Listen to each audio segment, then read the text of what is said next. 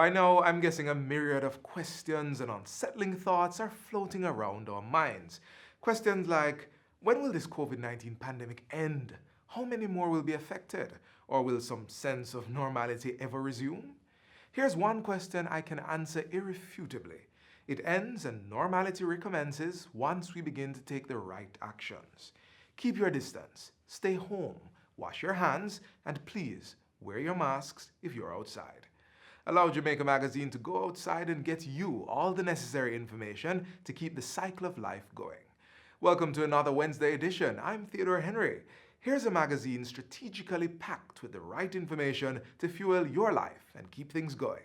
Let's get to it.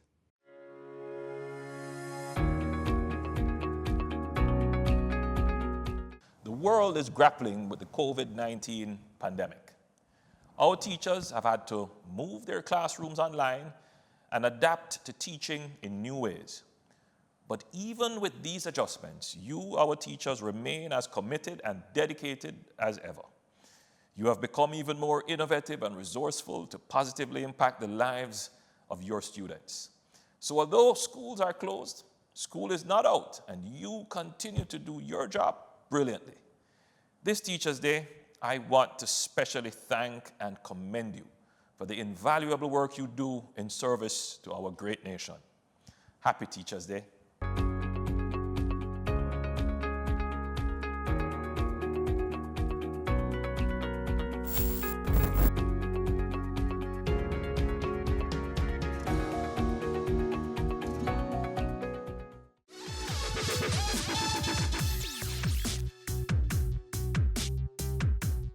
Online teaching is nothing new, but we have to admit that the COVID-19 pandemic is revolutionizing our approach, especially as it relates to the consistency of the use of these platforms. More and more, we're seeing ordinary humans grabbing hold of this revolution and handling the challenges with grace. These ordinary humans, or educators, are accomplishing extraordinary feats, arising daily to inspire, motivate, explain, teach. They are the capeless heroes of our generation, armed with a mouse and, yes, a pen. And when the challenges seem insurmountable and there is a barrier to stay connected, these men and women think outside the box and find a solution. Our teachers continue to be important for several reasons. They are our life coaches and mentors. They make the mundane exciting and label unachievers presidents and prime ministers. They help to unearth skills, talents, dreams, and hope. They educate us. To our superheroes, we say thank you. You are key in making Jamaica the place of choice, period. From all of us here at JIS, Happy Teachers' Day.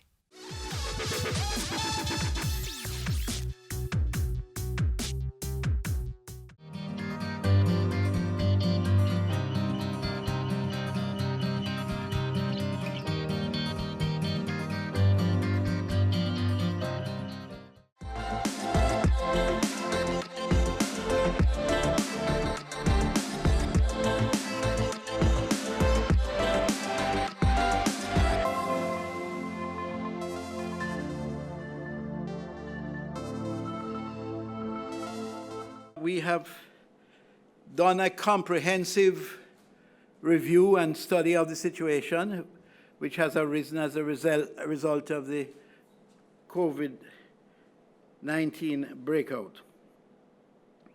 The situation now is one where, through consultation with all stakeholders, including the JTA, we have met and we have reviewed the policies best able to guide us constructively as we go towards the opening of school, which will be in September. Our total recurrent budget is $115.039 billion, and the capital budget is $1.5 billion. It is within this context that we are determined to use these funds constructively to ensure that we do not overrun our budget and that we do not allow this outbreak to in any way frustrate the efforts of those hard-working members of the team that make such a wonderful contribution to the development of education in the country. It is important to put things in context, Prime Minister. And in summary, the Ministry of Education is responsible for 5 categories, 4 primary categories of students. Students at the pre-primary level, the primary level, the secondary level, and the tertiary level. The total institutions that we have to work with, monitor, and support amounts to 2,941.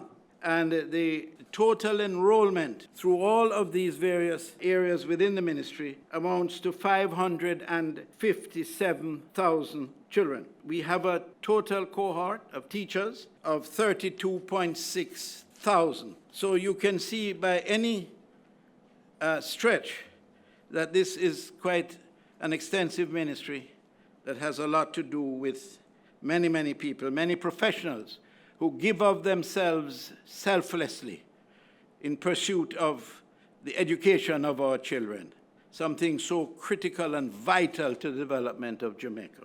Online and distance learning will continue until July the 3rd. Schools will not physically reopen until the next school year beginning on September the 7th, 2020.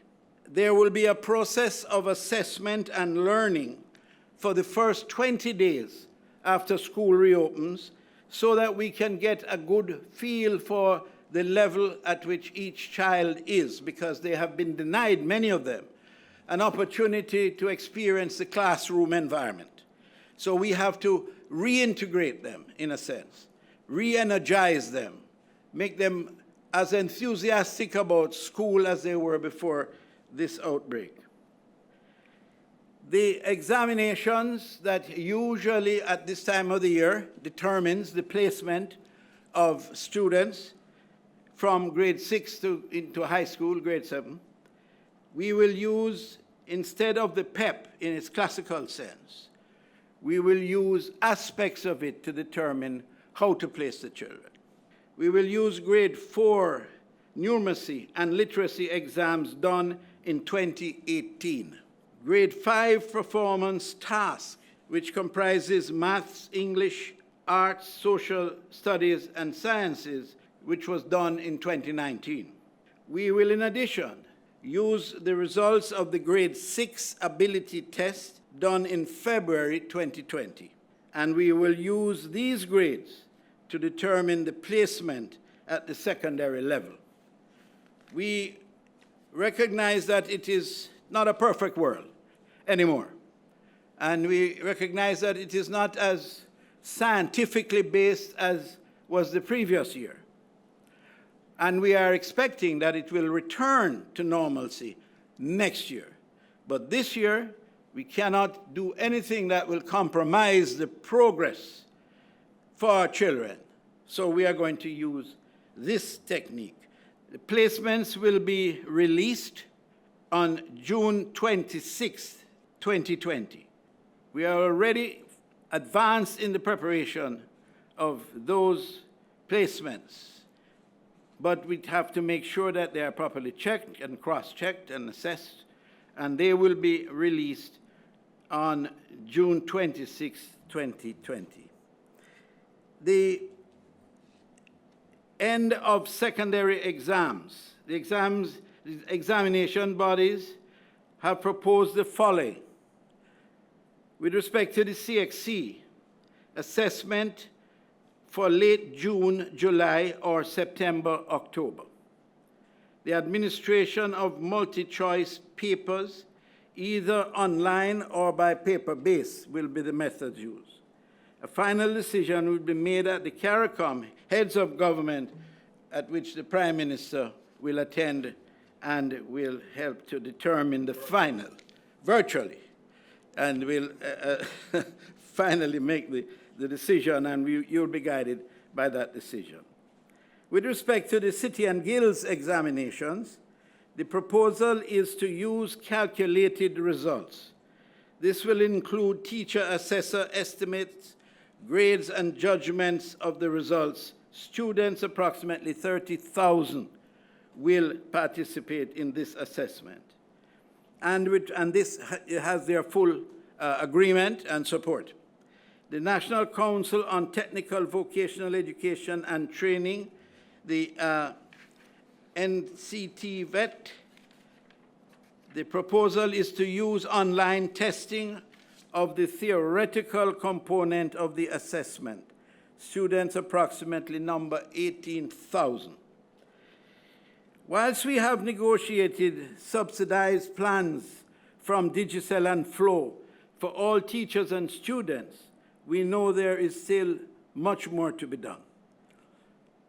We cannot continue to have a situation where approximately 30% of our cohort live in areas where they have no internet facilities, and that poses a threat to them. And we have spoken to the teachers in those areas several times, and we are making every effort to ensure that we cover those areas thoroughly. There are currently 238 schools in remote areas without internet access. The aim is to have these 238 schools served by Ready TV, that has come forward and put together a very constructive plan, which has now been put in place, and they're about the business of accessing those, allowing those communities within that area, 100 to start with. Installations are to begin on those first 100 this week. So at least by the end of this week, I'm expecting, or within, let us say, 2 weeks, we will have access in these 100 communities, which will be a tremendous relief to the teachers and the students alike in those areas. In addition, recognizing that we need to step it up in technology, e-learning will provide 40,000 tablets for children to assist them when the lectures are sent to them, downloaded, and they're able to work with these tablets. Gone are the days when we consider tablets luxuries. It is a tool as much the same way that years ago a pen was. 1,195 in student tablets are available, and 2,000 being cleared as we speak. The distribution will start by the end of May, so the kids and the teachers have a lot to look forward this month. The ministry is currently procuring an additional 7,000 tablets for needy children, children that need special attention. So we're not leaving them out of the loop at all. This is an all-embracive strategy. And tertiary level institutions will make their own decisions regarding closing the current year and the beginning of the next school year.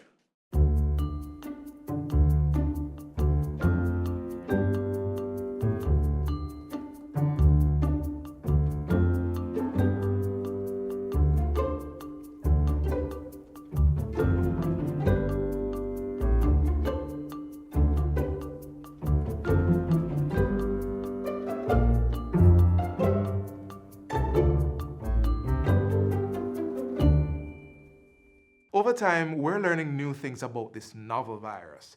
Interestingly, what we're learning right now is that it moves about in stages. And what's even more frightening is that we could be headed to a phase of community transmission. With all that, it's our duty to understand what this means and how we can work against it. Our new reality is being pierced by a novel virus, COVID-19, lingering in our homes, offices, and streets, jabbing its fingers into our country's coffers, and playing front page on newspapers and lead stories whenever you stop for a watch. On March 10, there was one, and from one to two, to few, then to many. The not-so-simple truth is that the virus has spread. There are cases without a trace, so much so that here in Jamaica, we're now paying keen attention to the topic of community transmission or spread.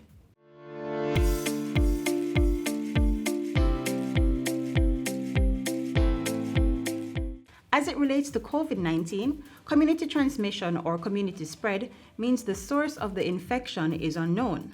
So someone has become infected with the virus, but health officials are not sure where or how that person was infected. So the plan has always been to use restrictions to minimize, in the first instance, imported cases, to contain through contact tracing, through quarantining and isolation, the threat that may present itself in terms of potential cases, and to use that time to enhance the public health infrastructure in order to deal with what would have been an inevitable scenario given the nature of this virus, where it becomes more widespread across the country in terms of people picking up the virus from others and not even knowing that they have it because they may be asymptomatic and not knowing where it has come from, as is the case with earlier cases where we have a travel history that's linked to the virus.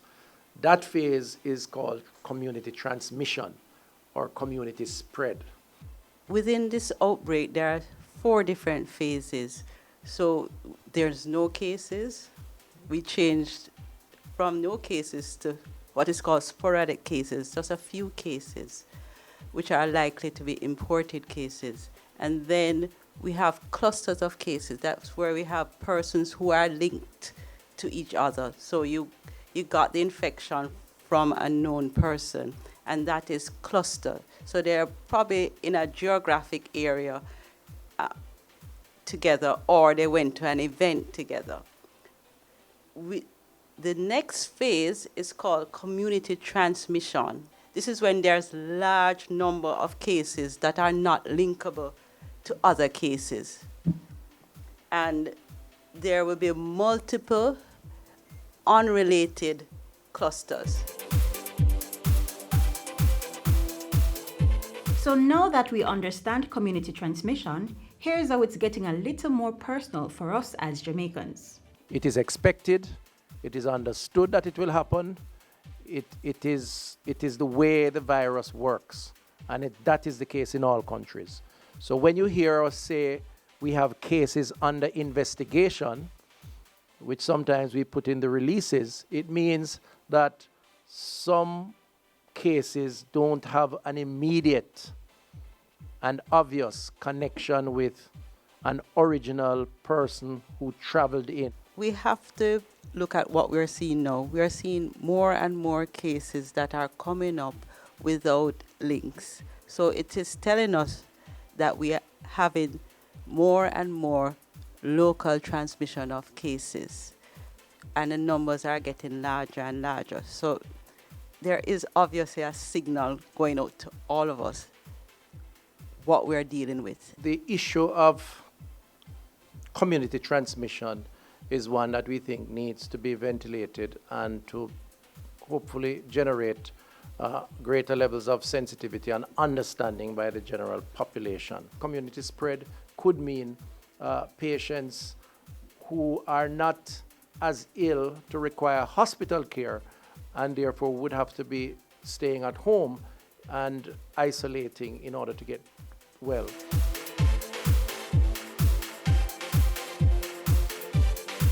Practice social distancing.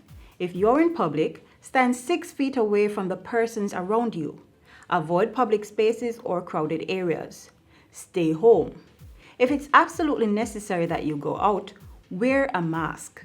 Always wash your hands with soap and water. And if you can't, use an alcohol-based hand sanitizer until you get access to soap and water.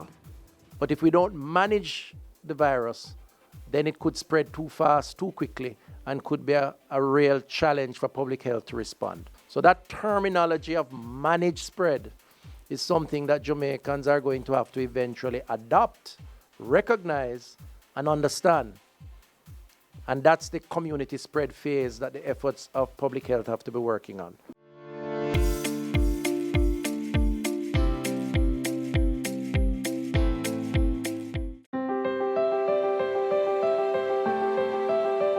Solid waste management is a critical component of curtailing local transmission of COVID-19.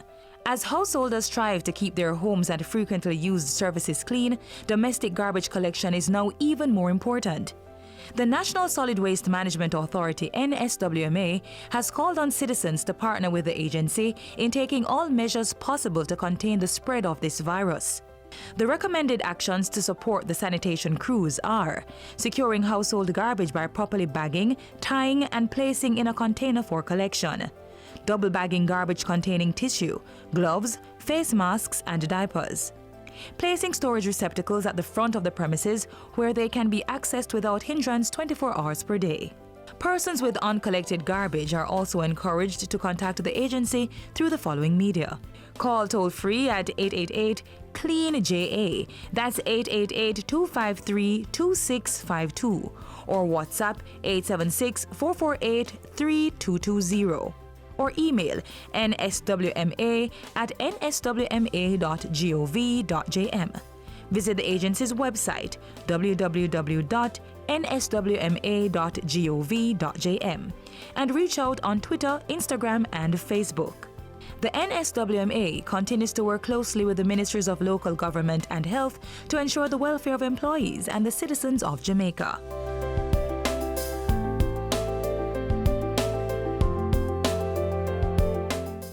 We cannot neglect the fact that having a clean environment is a big part of winning this battle we're having with this virus. You don't worry too much about that on a large scale because our government is handling the bigger picture of a clean Jamaica for all through the efforts of the National Solid Waste Management Authority. Here's how that's being done. Once upon a time, in a land far away from a fairy tale, were a people who lived the way you and I do, but a little differently. Much like the shoemaker and the elves, these street fairies don't leave beautiful pairs of shoes behind, but their art shares some similarities, and it's nonetheless worthy of recognition. Good night, Dana Anderson, shovel user, shovel and drum, clean up Jamaica. I'm working in the company 8 years now. I like the job, keep the place tidy and clean. They always say to me, say, this is not a woman's work, but a woman has to do what a woman has to do, eh? You have to work for yours, eh? Nobody ain't gonna give you nothing, so you have to work for it. Yeah, enough of the woman they work hard and plenty of the man them. I get used to my work still, so I don't feel no different from the man them. At the end of the day, I will bread where I work for. So any work for woman. Woman the man work nowadays. I'm all right with my work. Yeah, I can provide for myself, my nephew, my niece, my child.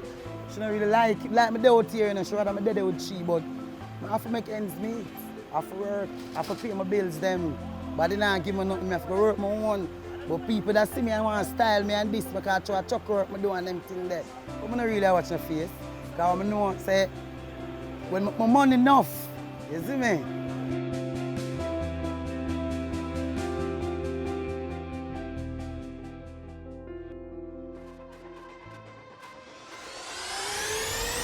I want to burn fire upon this whole foolishness that people talk from time to time about. If they don't litter, people don't get work. Yeah, that's what them say some my time. But them can do better still. Plenty of them can do better still. Enough of them like we, enough don't like we, because sometimes we have to do with all the truck like all that, so now them don't say, you move from there, say you don't thinking truck and them things, but we don't care about that. That's our work. When you litter, you waste the resource of your country. You make life more difficult for yourself and your fellow men.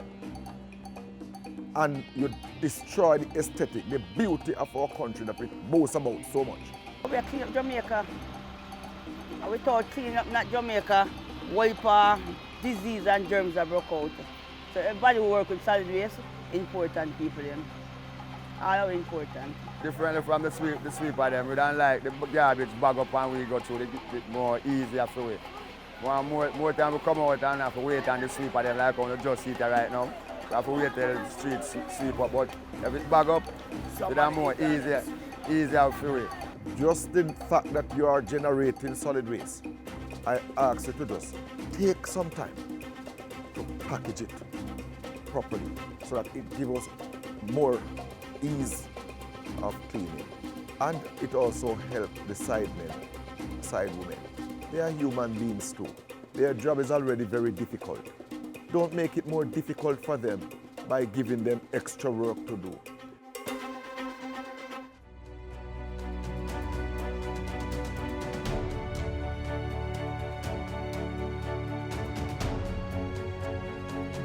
It is very tough on them. The job is difficult. You know, it's not just about lifting things put in a truck, but some of the things they encounter out here, bags with human feces, that's common occurrence, especially in the market district.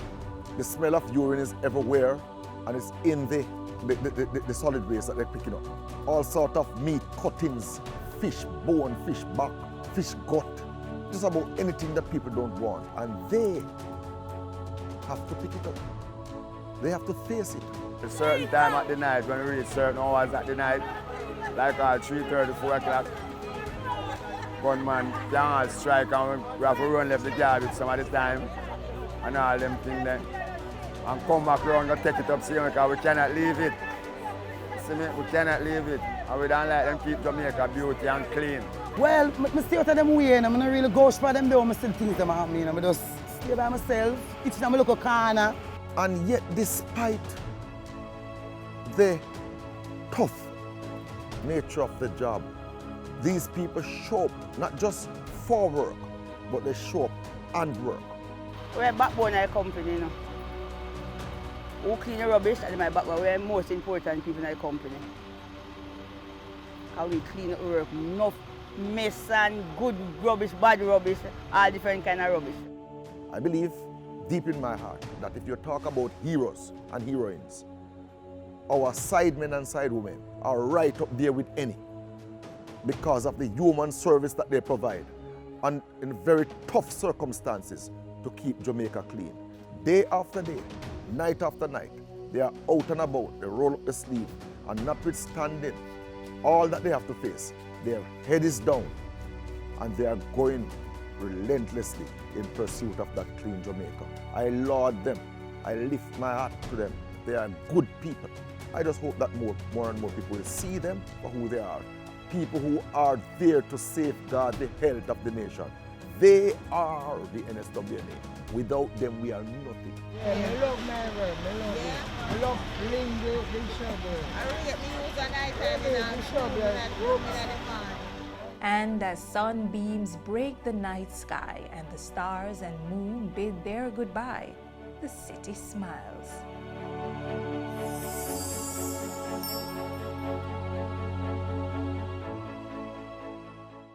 One thing I've learned about time is that it's fleeting, and just like that, the 30 minutes that Jamaica Magazine is allotted is done. We're pretty much at the end of today's show, and I hope you learned something and feel even more motivated to help government's efforts in stopping the spread of COVID-19. But just in case you missed anything, catch the full recap on our YouTube channel, and while you're at it, visit the JIS's Facebook, Instagram, and Twitter pages for more information, of course. From all of us here at the JIS, I'm Theodore Henry. Please, stay safe. See you soon.